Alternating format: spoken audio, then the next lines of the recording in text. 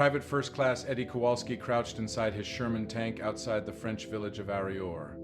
A Panzer IV had just appeared about 400 yards away, its turret slowly turning toward them. Kowalski's gunner was dead, his commander was wounded, and Kowalski was a loader, not a gunner. He had never fired the 75mm gun in combat. He had never aimed it, never even trained on it. The Panzer fired first. The shell scream passed so close that the Sherman rocked sideways. Kowalski tasted copper in his mouth. His ear rang. The turret stank of cordite and blood. His commander, Lieutenant Carson, slumped against the radio, pressing a field dressing to his shoulder. Carson looked at Kowalski and said one word, "Shoot." Kowalski climbed into the gunner's seat. His hands shook. Through the periscope, he saw the Panzer reloading, maybe 20 seconds away from firing again. Standard doctrine said to aim for the lower hull. Hit the tracks. Immobilize it, but Kowalski could see the lower hull. Trees blocked his view. He could only see the turret, and he had no idea where to aim. The Sherman's gun sight was calibrated for ranges between 600 and 2,000 yards, but the Panzer was only 400 yards away. Too close. The sight didn't go that low. Kowalski would have to guess. Aim by feel, aim blind. His foot touched something on the turret floor, a broken hand mirror about 5 inches across, cracked down the middle. It had belonged to their gunner, Corporal Hayes. Used it to check his teeth after eating, used it to shave, used it for nothing tactical, nothing useful, just a stupid error. Kowalski picked up. The Panzer's gun barrel was leveling, maybe 10 seconds now. Kowalski's vision narrowed. His breath came fast and shallow. He held the mirror above the periscope at an angle and looked down through the gun sight. The mirror reflected the view outside, but lower, much lower. Suddenly he could see the Panzer's hull. He could see the drive port. He could see the weak point where the armor was only 50 millimeters thick. He adjusted the mirror and lined up the crosshairs. The Panzer fired. The shell punched through the Sherman's front glass plate and exited through the engine deck without detonating. Pure luck.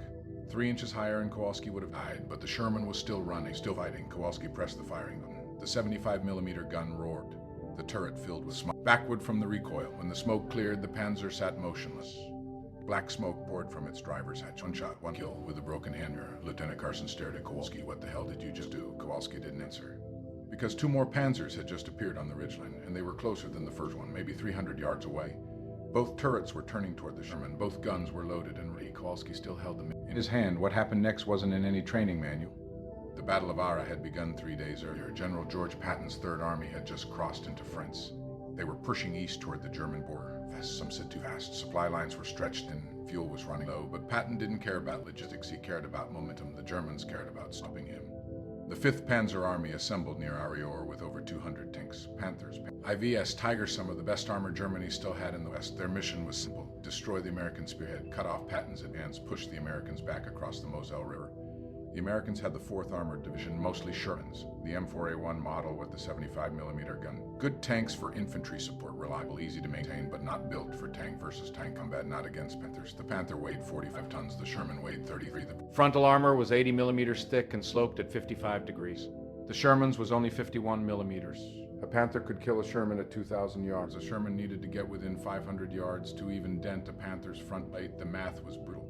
In Normandy, American tank crews learned this the hard way. 5 Shermans lost for every Panther destroyed, sometimes worse.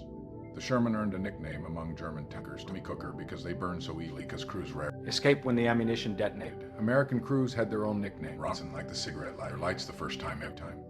Eddie Kowalski knew the statistics. Every loader knew them. The 4th Armored Division had already lost 47 Shermans since crossing the Moselle. Kowalski's tank call sign Bad News had survived 6 engagements. Mostly luck. They had hit Panthers from side, from the rear, never hit on, never at 400 yards with a loader doing the shoot until today. The problem wasn't just armor, it was visibility. The Sherman's gun sight worked perfectly at normal combat ranges between 600 and 500 yards. But at close range under 400 yards, the sight couldn't depress low enough to aim at the enemy hull. You could only see the turret, and shooting a Panther's turret from the front was suicide. The armor there was too thick, over 100 millimeters. The shell would just bounce. Tankers had a name for this. They called it the dead zone. Close to aim properly, too far to ram. If you found yourself in the dead zone against a Panther, doctrine said to reverse. Get distance, get a better angle, get help. But Kowalski couldn't reverse. 2 more Panzers sat on the ridge 300 yards out. If he backed up, he would expose the Sherman's thinner side armor. If he stayed still, the Panzers would bracket him. 1 shot from the left, 1 shot from the right. No escape. Lieutenant Carson's radio crackled. Battalion headquarters was asked a status report. Carson didn't answer. He was too busy watching Kowalski hold a broken mirror above the gun sight like some kind of magic trick. The lead Panzer fired. The shell hit 20 yards short, kicking up dirt and smoke. A ranging shot. The next one would connect. Kowalski had maybe 8 seconds. He angled the mirror and watched the reflection. The Panzer's lower hull appeared in the sight picture. He could see the driver's viewport. A rectangle of steel about 12 inches wide. That and the 75mm shell would punch straight through into the crew compartment. He fired. The Panzer erupted, not just smoke this time, fire. The entire front end peeled open like a crush can. The driver's hatch blew off. Flames shot 30 feet into the air. Kowalski had hit the ammunition storage 2 kills in 2 minutes. The 3rd Panzer turned to retreat. Kowalski didn't let it. He tracked it through the mirror, adjusting the angle as the Panzer moved 400 yards. 120, 450. The Panzer was trying to escape the dead zone, trying to reach a range where its own sights would work properly. Kowalski fired again. The shell caught the Panzer in the engine deck. The tank shuddered, rolled forward another 10 yards, and stopped. Black smoke poured from the gills. The crew bailed out, running for the trees. Kowalski watched them go. He didn't fire again. They were no longer a threat. 3 Panzers, 4 minutes, 1 broken MiG. Lieutenant Carson grabbed the radio. His voice shook. Battalion, this is bad news. 3 enemy tanks destroyed. All 3 confirmed kill. The radio went silent for a moment. Then a voice replied. Affirmative. 3 Panzer IV. 3 Panzer IV. It's bad news. What's your crew status? Carson looked at Kowalski, looked at the mirror still in his hand, looked at the burning wrecks on the ridge. Then he said quietly, Battalion, you wouldn't believe me if I told you. But word spread fast. By that afternoon, every tank commander in the 4th Armored Division wanted to know what had happened outside Arracourt. How a loader with no gunnery training had knocked out 3 German tanks in 4 minutes. How he had done it at close range in the dead zone with a sight that wasn't designed for it, and how he had done it with a 5-inch hand mirror. What they didn't know yet was how serious the problem really was. The dead zone wasn't new. American tankers had been complaining about it since Normandy. Every tank commander knew the problem. At ranges under 400 yards, the M4 Sherman's gun sight couldn't depress far enough to see the lower hull of enemy tanks. You could see turrets, you could see sky, but you couldn't see the vulnerable spots. The driver's view at the lower glacis laid the thin sections where armor could actually be penetrated. The Sherman's periscope sat high in the turret, the gun barrel sat lower. At long range, this didn't matter. The angles worked out. Bullet drop compensated for the geometry, but at close range, the geometry failed. The gunner sight looked too high. You were essentially shooting blind. Most crews guessed where the hole might be and fired. Most crews missed, and missing meant dying. There were plenty of examples. In July 1944, a Sherman platoon from the 2nd Armored Division encountered 3 Panthers near St. Lo.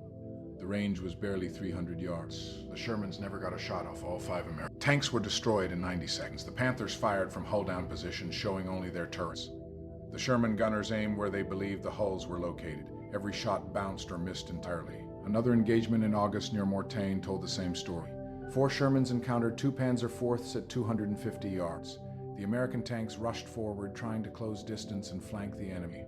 1 Sherman managed to reach the side of a Panzer and destroyed it. The 3 burned before they got the chance. The problem was simple. By the time you got close enough to attack effectively, you had already entered the dead zone. And inside the dead zone, the German tanks could see you perfectly. You couldn't see them.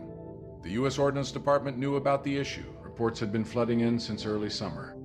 Tank commanders requested better optics, adjustable periscopes, modified sights, anything that would allow accurate aiming at close range. Responses always sounded polite. Under review. Being evaluated. Future modification pending. In other words, nothing was coming anytime soon, so crews started improvising. Some tankers stacked ammunition crates behind the gunner seat, trying to raise their eye level. The theory was that a higher vantage point might allow them to see more of the battlefield. It didn't work. The angle was still wrong. Others marked their periscopes with grease pencils, estimating where the enemy hull might be at certain distances. That helped slightly, but only if the terrain was flat and the enemy tank matched the same model used during practice. In real combat, conditions changed too quickly. There was never time to calculate. A gunner named Staff Sergeant Mike Diageo tried something unusual. He brought a dentist mirror into his Sherman. It was small, circular, mounted on a swivel handle. He experimented with it while his loader observed the battlefield through the periscope. By angling the mirror, he tried to reflect the lower battlefield into the gun sight. The idea almost worked, but the mirror was too small. The field of view was barely 20 degrees. Tracking a moving tank was nearly impossible. 2 days later, Diageo's Sherman was hit during combat. He survived with severe burns to his hands and face. When he returned to duty weeks later, the mirror was gone. No one pursued the idea further until Eddie Kowalski picked up Corporal Hayes' broken mirror inside the turret. Bad news. Lieutenant Colonel Creighton Abrams, commander of the 37th Tank Battalion, heard about the incident less than an hour after it happened. He drove directly to Kowalski's tank. Abrams climbed onto the hull and looked down through the open turret hatch. Kowalski still sat in the gunner's seat. The mirror rested on his lap. Abrams picked it up and turned it over in his hand. 5 inches across, cracked down the middle. Absolutely nothing special about it. He looked at Kowalski. Me. Kowalski positioned himself at the gun sight and raised the mirror above the periscope at roughly a 45-degree angle. The reflection suddenly showed the ground outside the tank, about 300 yards away. Abrams watched carefully. The Sherman's periscope looked straight forward, but the mirror redirected the view downward, effectively lowering the perspective. The result was simple but brilliant. The gun sight could now see the enemy hull. Abrams asked, "How do you know where to aim?" Kowalski shrugged. "Same crosshairs as before. I just watched the reflection instead of the direct view. And the angle. Trial and error. Around 40 degrees for 300 yards, 35 for 400. I tilted until the hull appears centered." Abrams stayed quiet for a moment. He glanced toward the ridge where 3 German tanks were still burning. Then he looked back at the mirror. "How long did it take you to figure this out?" Kowalski answered honestly. "About 5 seconds. Abrams climbed down from the tank. He gathered the other tank commanders nearby and held up the mirror. "This loader just solved our dead zone problem with this," one commander laughed. "Sir, that's a shaving mirror." Abrams didn't smile. "That shaving mirror destroyed 3 Panzers in 4 minutes at a range where our sights don't work. Now shut up and pay attention." Kowalski demonstrated, and this time 12 tank commanders watched closely. He explained the grip. 2 fingers on the end. Thumb behind the glass. Hold it steady but adjustable. Tilt until the enemy hull appears in the center of the sight. Track the movement through the reflection. One commander asked, "What about field of view? That mirror is tiny." "You don't need wide view," Kowalski said. "You only need to see the hull." Another commander raised a different concern. "What happens if the mirror breaks?" Abrams answered before Kowalski could. "Then we find another one." He looked around at the officers. "Tank in this battalion will have a mirror by tonight." No one laughed this time. Within hours, 4th Armored Division launched what could only be described as a mirror collection operation. Tank crews entered Arracourt village, knocking on doors and offering cigarettes, chocolate, or money for any mirror larger than 4 inches. Most civilians agreed. By sunset, 47 Shermans had mirrors taped or mounted near their gun sights. But having a mirror and knowing how to use it were very different things. Kowalski spent the rest of the afternoon training loaders. He showed them how to hold the mirror, how to control the angle, how to adjust while the tank moved, how to keep the reflection steady despite recoil and vibration. It wasn't easy. You had to watch the reflection, operate the gun controls, and maintain the mirror's position at the same time. Like rubbing your stomach while patting your head, except someone was trying to kill you. Some loaders learned quickly, others struggled. But by evening, 20 loaders had practiced the technique enough to attempt it in combat, and that night the Germans attacked again. Artillery shells began falling around Arracourt shortly after sunset. The barrage lasted half an hour. When it ended, radio reports began coming in. German armor approaching from the south. Multiple contacts, at least a dozen tanks ranged 1,200 yards and closing. Abrams gave a simple order: hold position. The Sherman stayed hidden among hedgerows and they didn't fire. They waited. The German tanks advanced cautiously, mostly Panthers. They expected American tanks to engage at long range. That's how the fighting usually happened, but the Americans remained silent. The distance dropped 1,100 yards, still nothing. At 500 yards, the Germans began to sense something was wrong. Some tanks started turning, searching for cover. Abrams gave the mirror. 17 Shermans fired almost simultaneously, not at the turrets, at the hull, because now they could see them through mirrors, through reflections, through a trick that hadn't existed the day before. 11 Panthers were destroyed in the first minute. The rest retreated in confusion. 4th Armored Division didn't lose a single tank during the engagement. For the first time since Normandy, American tank crews had found a way to fight effectively inside the dead zone, but the mirror technique had a flaw, one that nearly killed Kowalski the next morning at dawn. September 18th, Kowalski spotted a lone Panzer IV approaching at 300 yards. Perfect range for the mirror technique. He angled the mirror, centered the crosshairs on the enemy hull, and fired. The shell missed not by inches, by yards. It struck the ground 20 feet to the left of the Panzer. The German tank immediately fired back. The shell slammed into the Sherman's front armor and penetrated several inches before stopping. The impact threw Kowalski forward against the gun sight. Blood from his nose. He fired again, another miss. This time the shell landed to the right. The Panzer wasn't moving. It should have been an easy shot, but Kowalski couldn't hit it. Carson shouted from behind him, "What's wrong?" Kowalski didn't know. The mirror showed the hole clearly. The crosshairs looked correct. Everything appeared aligned, yet every shot missed. He fired a third time. The shell struck the ground 50 yards short. The Panzer continued advancing, now at 250 yards close. That Kowalski could see the German commander standing in the hatch, close enough to die. Then Kowalski noticed something. The crack in the mirror had widened. Instead of one reflection, there were now 2 slightly different images. The crosshairs lined up with one, but the real tank was located in the other. The crack was splitting his aim. Kowalski quickly grabbed a roll of adhesive tape from the ammunition rack and wrapped it tightly around the edges of the mirror. He pulled the 2 crack halves together as best as he could. The crack didn't disappear, but the reflections merged enough to look like a single image again. He tested it. A tree stump stood about 400 yards away outside the village. Kowalski lined up the crosshairs through the mirror and fired. The shell hit roughly 2 feet left of the stump. Not perfect, but close enough. The problem wasn't courage or skill, it was physics. Mirrors don't just reflect light randomly, they reflect it at a precise angle. A perfectly flat mirror produces a single accurate image, but a cracked mirror produces multiple reflections, each slightly misaligned. Even a tiny difference, less than 1/4 of a degree, could throw a tank shell off by several yards at combat distances. Kowalski didn't know the science behind it, but he understood the result. If his mirror could crack, so could everyone else's. and if their mirrors cracked during combat, they might never realize why their shots were missing. He immediately radioed the other Shermans. Check your mirrors. If they're cracked, replace them now. Within minutes, 3 tanks reported damaged mirrors. 2 crews had already noticed accuracy problems, but assumed it was nerves or bad aim. It wasn't, it was broken glass. Lieutenant Colonel Abrams issued new orders right away. Every mirror had to be inspected before combat. Any crack, chip, or distortion meant immediate replacement. Loaders were instructed to carry backup mirrors inside the turret. Some even mounted 2 mirrors side by side so they could switch quickly if one failed. But mirrors were fragile. That was the fundamental weakness of the entire technique. Glass breaks, especially inside a tank. Every time the 75mm gun fired, the recoil shook the turret violently. Spent shell casings clanged against the steel walls. Equipment rattled everywhere. A poorly secured mirror could crack after just a few shots. Crews experimented with alternative mirrors. Metal surfaces were much harder to break. But the reflection wasn't nearly as clear. You could see the enemy hull, but the image looked dull and blurry. Identifying precise weak points became difficult. Other crews experimented with acrylic mirrors made of plastic. Those were almost impossible to shatter, but plastic scratched easily. After just a few engagements, gun smoke and dirt left permanent marks across the surface. Within days, the reflection became cloudy and distorted. In the end, ordinary glass mirrors remained the best option. Clear, sharp, accurate, but dangerously fragile. Lieutenant Carson asked Kowalski one evening while they sat inside the tank, "How long do you think these mirrors will last?" Kowalski looked at his tape. "Take other mirror. Maybe a week," he said. "Less if we keep fighting this hard. And then what? Then we're blind again." Abrams understood that problem too. He sent another request to division headquarters asking for improved equipment. Adjustable periscopes, angled gun sights, any mechanical solution that could replicate the mirror trick permanently. The reply arrived quickly. Use field expedient solutions. In other words, the Army had nothing better to offer. The tank crews were on their own. And while the Americans were adapting, the Germans were learning. German commanders began noticing something unusual during engagements. American Shermans were suddenly fighting differently. They were closing distance aggressively, and they were hitting weak points with surprising accuracy. German observers started watching more carefully through binoculars. They began spotting loaders holding small reflective objects above their periscopes, mirrors. Soon, German tank crews understood exactly what the Americans were doing, and they adjusted their tactics. Instead of advancing into close range, German tanks began fighting from farther away.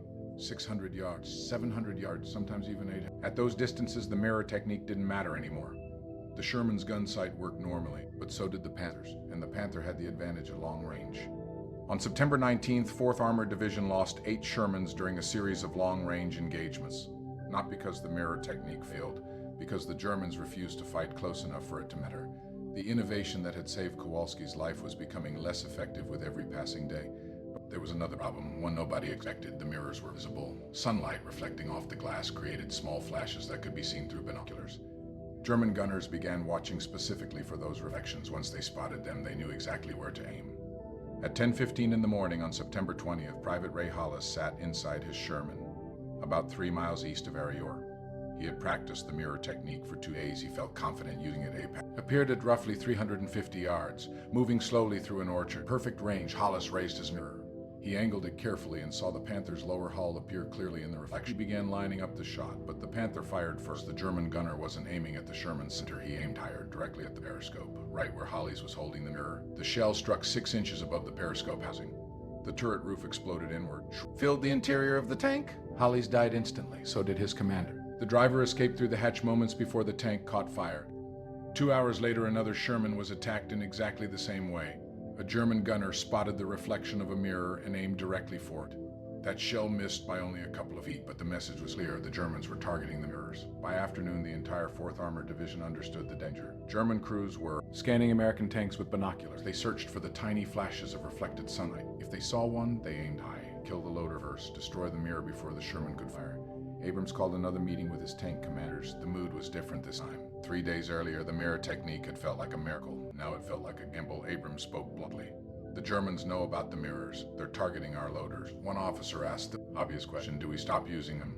Abrams shook his head. "If we stop, we're blind again inside 400 yards. Stop, but if we keep using them."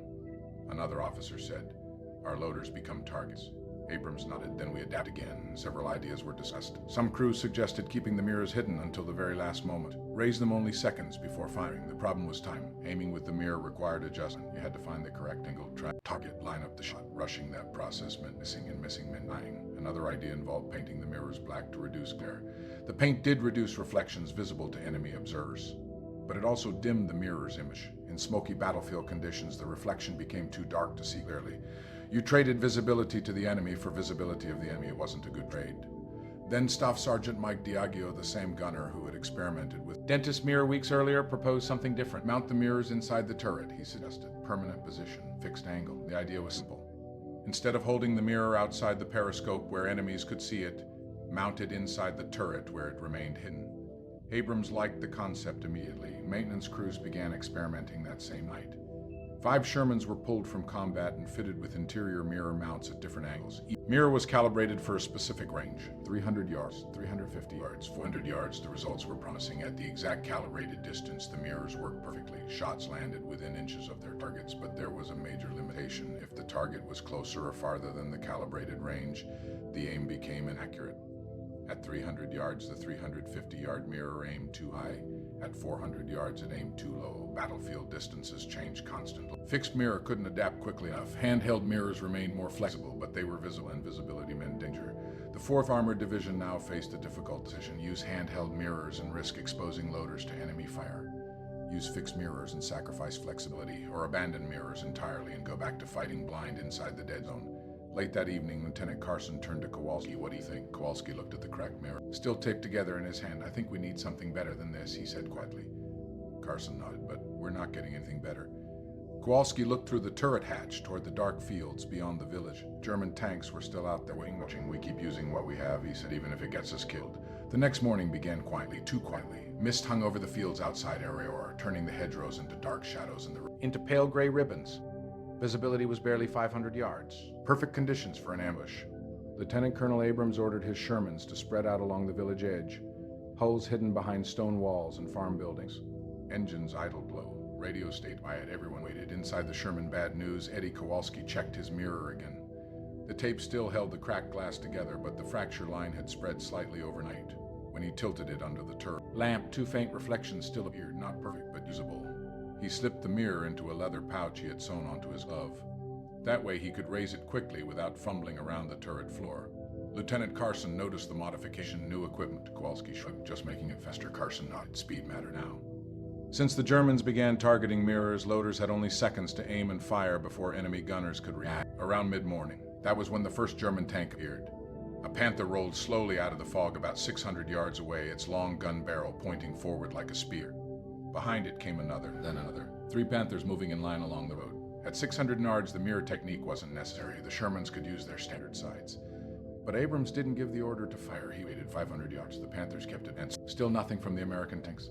The German commanders probably thought they were approaching an empty village, 400 yards. Now the Shermans were entering the dead zone again. Abrams finally spoke over the radio. Hold fire. Hold, the Panthers rolled closer, 380 yards. 360. Then Abrams said the word fire. The hedgerows erupted. 6 Shermans fired almost simultaneously. 2 Panthers exploded instantly as shells punched through their hulls. The 3rd Panther stopped, turret swinging wildly as its commander tried to locate the attackers. Inside bad news, Kowalski had already raised his mirror. Through the reflection, he could see the Panther's driver plate clearly. The crosshairs settled. He fired. The shell struck exactly where he aimed. The Panther's front armor buckled inward and flames burst from the driver's hatch. 3 Panthers destroyed in less than 10 seconds, but the battle wasn't over. Through the thinning fog, more shapes appeared. Not 3, not 5. At least 15 German tanks were advancing across the field. Some were Panthers, others were Panzer IV. They spread out quickly, forming a loose attack line. The Americans had been ambushing a scouting group. The main force was right behind it. Abrams immediately understood the danger. His battalion had fewer than 40 operational Shermans. The Germans now had nearly half that number in a single attack, and they were closing fast. Fall back to secondary positions, Abrams ordered. Shermans reversed behind buildings and hedgerows, moving carefully to avoid exposing their side armor. German tanks opened fire. Long orange flashes erupted from their gun barrels. Shells slammed into stone walls, barns, and trees around the village. 1 Sherman near the church took a direct hit. The turret lifted several inches off the hull before crashing back down. Flames poured from every hatch. The crew never escaped. Inside bad news, Kowalski walked through the mirror as a Panzer IV advanced across a wheat field at roughly 300 yards. Perfect range, he lined up the shot, but just before he fired, sunlight flashed across his mirror. A bright glint. For half a second, the reflection turned into a white flare. Kowalski cursed under his breath. If he could see that flash, the Germans could do. The Panzer's turret suddenly swung toward them. The gun barrel pointed straight at the Sherman. They see us, Carson shouted. Kowalski fired. Instantly, the shell hit the Panzer's lower hull and detonated inside the fighting compartment. The German tank erupted in fire. But another Panther had already spotted the flash. Its gun fired. The shell struck the wall of the farmhouse, protecting Bad News. The explosion showered the Sherman with bricks and debris. Carson yelled to the driver, "Move! Move!" The tank reversed hard, engine roaring. A second German shell hit the ground exactly where they had been sitting seconds earlier. Kowalski lowered the mirror, breathing heavily. "That was close," he said. Carson didn't answer. He was watching the battlefield through binoculars. The Germans were adapting again. Several Panthers stopped advancing and positioned themselves behind low hills, exposing only their turrets. Hull-down positions, exactly the kind of defense the Sherman struggled to defeat. Without seeing the lower hull, the mirror technique couldn't help. Now the Americans faced the same problem the Germans had earlier. Turret armor was simply too thick. Sherman shells bounced off with loud metallic cracks. Abrams saw the situation deteriorating quickly. His tanks couldn't win a long-range duel with Panthers in hull-down positions.